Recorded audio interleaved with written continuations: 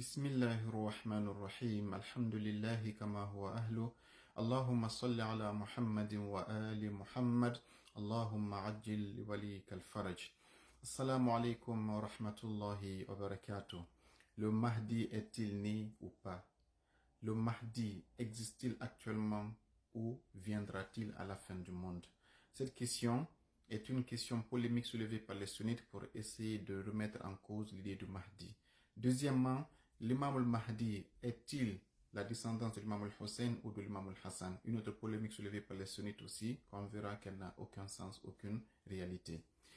Et avant de commencer, nous allons essayer de voir que nos parents qui étaient au Fouta et au Manding croyaient déjà que le Mahdi est né et qu'il réapparaîtra. On dit en polar Al-Man Mahdi Feignay. On ne dit pas au Djibinuite. C'est très différent. On dit qu'il apparaîtra. Et qu'est-ce qui va apparaître? C'est quelque chose qui est caché. Et dans les conceptions chiites, il y a ce qu'on appelle Al-Ghaiba, l'occultation du Mahdi. Donc les vieux du Fouta, comme les vieux du Manding, connaissaient que le Mahdi existe. Ça c'est un, très important. Qu'il est né, très important, mais qu'il est caché en occultation, très important, et qu'il réapparaîtra. Toutes ces quatre conceptions ne sont que des conceptions chiites qui montrent que nos parents avaient la connexion avec le monde chiite, malgré que ce n'était pas officialisé à travers des livres comme on le voit actuellement. Fin de la parenthèse. Le Mahdi est-il né ou pas? Nous allons essayer de voir qu'à travers des versets du Saint-Coran, nier l'existence, nier la naissance du Mahdi, c'est démentir plein de versets et de hadiths du prophète Muhammad sallallahu alayhi wa sallam. Et nous verrons que les sunnites, dans leurs livres, il y a plein de savants qui reconnaissent qu'il est né, mais malheureusement les sunnites ne vous le disent pas. Commençons par le Saint-Coran, la sourate Al-Imran, au verset 33 et au verset 34. Bismillah ar-Rahman ar-Rahim. Inna Allah astafa Adam wa Nuhan. Dieu dit que moi, Allah, j'ai choisi Adam pour être mon ambassadeur envers vous. J'ai choisi Noé comme étant un deuxième ambassadeur qui est officiel envers moi et vous. Et après, wa ala Ibrahim, j'ai choisi la famille de Ibrahim, wa ala Imran et la famille de Imran. Et qu'est-ce qu'il dit? Ce sont des familles qu'il a choisies. Ces familles, c'est une histoire de famille qui est très importante. Et il dit, dans le verset 34, il dit, cette personne que je vais choisir, c'est de père en fils, c'est de descendance après descendance. Il n'y aura pas d'interruption. Il dit, cette personne que j'ai choisie pour être mes élus sur la terre, comme j'ai dit, je mettrai des califes sur la terre, je te mettrai comme imam. Ce n'est pas que quand ça va passer un imam, il y aura un vide et il n'y aura personne. À chaque seconde, à chaque intervalle, il doit y avoir quelqu'un, soit un prophète ou un calife du prophète, mais issu toujours de cette famille-là, et de façon ininterrompue. Et quand on dit maintenant que, à notre époque, le prophète il est venu, il a laissé les 12 califes, mais 11 sont venus et le 12e n'est pas venu, on aura coupé ce qu'on appelle ce verset qui dit que pourquoi? On est tous d'accord que le prophète a dit après moi il y aura 12 califes, ça on est d'accord là-dessus. Musulmans, sunnites comme chiites reconnaissent que le hadith est authentique, mais on dit que 11 sont venus, le 11e est décédé, il n'a pas donné naissance au 12e. Là il y a problème, car il ne s'applique plus. Ça veut dire que le Mahdi, même s'il viendra par après, comme le disent les sunnites, il sera descendant de qui? Il ne sera pas descendant d'un imam qui l'a précédé.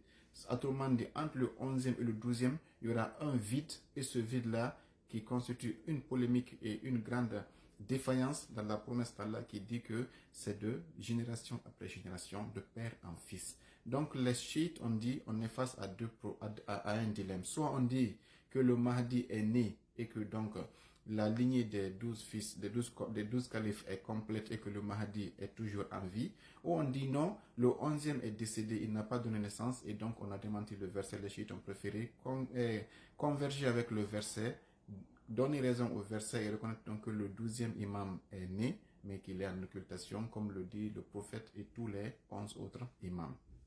Ça, c'est un premier passage. Le deuxième passage dit que il y a un livre qui s'appelle Ad-Difaw Anil Kafi, c'est-à-dire qui a été écrit par As-Sayyid Thamir al-Amidi. Dans ce livre-là, il a répertorié près d'une centaine de savants avec des livres, avec des pages, des chapitres et des numéros de hadith qui répertorient que le Mahdi est né et que les sunnites le savent et qu'ils l'ont conservé dans leur livre. Malheureusement, la publication qui est faite, la communication qui est faite aujourd'hui, c'est de dire qu'il n'est pas né, alors que dans les livres sunnites, il y a plein de hadiths qui disent qu'il est né. Et je vous ramène à ce livre-là qu'on appelle Difa'un anil Kafi. Ça, c'est par rapport à sa naissance. Maintenant, quand on revient toujours à sa naissance, la deuxième polémique, c'est de dire que non, la longévité de Mahdi pose problème. S'il est né, pourquoi est-ce qu'on peut accepter qu'une personne puisse vivre, parce qu'il est né en l'an 255 de l'Hégire, 255 de l'Hégire, on est en 1445, c'est à peu près 1100 ou 1200 ans, environ 1200 années actuellement. On va dire qu'une personne ne peut pas vivre pendant plus de 1000 ans dans notre époque actuelle. Ça, il y a une objection là-dessus. Le Coran les démentit et la science les démentit. Par rapport au Saint-Coran de la sourate Al-Ankabut au verset 14, Allah parle du prophète Nuh alayhi salam. Il dit Bismillahir Rahmanir Rahim وَلَقَدْ أَرْسَلْنَا نُوحًا إِلَىٰ قَوْمِهِ فَلَبِثَ فِيهِمْ أَلْفَ سَنَةٍ إِلَّا 50. Amen. Dieu dit, j'ai envoyé le prophète Nuh à sa communauté. Il a vécu avec sa communauté 950 années. Dans le Saint-Coran, soit Al-Ankabut, verset 14. La mission du prophète Noé a pris 950 ans. Sa mission, c'est-à-dire qu'à partir du moment où Dieu lui a dit, va transmettre mon message, et sa mort, il y a eu sa mort, et le déluge, il y a eu 950 ans. Combien d'années a-t-il vécu avant d'avoir été mandaté pour être envoyé par Dieu? Seul Allah le sait. Combien d'années a-t-il vécu après le déluge? Seul Allah le sait. Mais on sait qu'il a passé une mission prophétique de 950 ans. Si on compare ça au prophète Mohammed, le prophète Mohammed, sa mission c'était 23 ans, mais il avait vécu 40 ans avant d'être prophète. Donc, avant que le prophète ne commence sa mission, il avait vécu plus longtemps. Si Noé a fait une mission de 950 ans, il a vécu combien d'années avant? 1000 ans, 2000 ans avant d'être prophète. Après le déluge, combien d'années a-t-il vécu? Ça montre que le prophète Noé a au moins 2000 ans d'existence. Au moins. Le Mahdi, si on dit qu'il est né en 255, actuellement il n'aurait que 1100 ou 1200 années. Quelle est l'impossibilité là-dessus? Le Coran nous a dit que Noé a à peu près plus de 3000 ans. On ne peut pas dire que c'est impossible par la grâce d'Allah subhanahu wa ta'ala. Donc dire que le Mahdi ne peut pas naître parce que c'est long, ce n'est pas long auprès d'Allah subhanahu wa ta'ala. Le deuxième verset qu'on peut amener, c'est qu'il y a plein de versets qui nous disent que le temps n'est pas fixe dans l'existence. Le temps que nous avons n'est pas le temps des anges, n'est pas le temps des prophètes, n'est pas le temps de Dieu. Dieu dit, Dieu dit qu'il y a des jours chez moi qui équivalent à 1000 ans chez vous sur terre. Autrement dit, il y a des lieux sur l'existence dans l'univers. Une journée là-bas équivaut à 1000 ans chez nous. Si Dieu a placé le Mahdi dans une dimension où, jusqu'à présent, une journée là-bas égale à 1000 ans chez nous, ça veut dire que le Mahdi, depuis qu'il a disparu, ça n'a fait qu'un jour et une heure de temps, peut-être à peu près 1200 ans. Ça veut dire que le Mahdi n'a fait qu'un jour. Et cette conception qu'il y ait des temps différents, Albert Einstein, s'il a eu aujourd'hui le prix Nobel, ou bien s'il a eu ce qu'on appelle, il a été qualifié de l'homme le plus intelligent, c'est parce qu'il a découvert ce secret que le Coran avait mentionné. Il a nommé la dilatation du temps. Albert Einstein a dit que le temps de chacun est différent. Il a donné un exemple que, ça c'est après sa mort qu'ils ont confirmé, ils ont fait l'expérience des deux horloges atomiques. Ils ont placé une montre sur Terre, ils ont mis une autre montre dans un avion et ils ont mis le chronomètre 00. Une fois que le chronomètre, l'avion est parti, il a atterri, ils ont constaté qu'il y a un décalage entre le temps de l'horloge qui était sur l'avion et le temps de l'horloge qui était sur Terre. Ils ont dit que le mouvement affecte le temps. Et ils ont allé très loin pour dire que s'il y a deux jumeaux, le parabole des deux jumeaux, deux personnes sont nées aujourd'hui en même temps, il y a un qui prend une fusée, il va dans l'espace, il voyage à la vitesse de la lumière, il fait là-bas 1 heure, quand il reviendra, il verra que son jumeau sur Terre a vieilli de 20 ans. Autrement dit, 1 heure dans l'espace égale à 20 ans sur Terre. Ça, c'est selon des calculs scientifiques qui est prouvé aujourd'hui.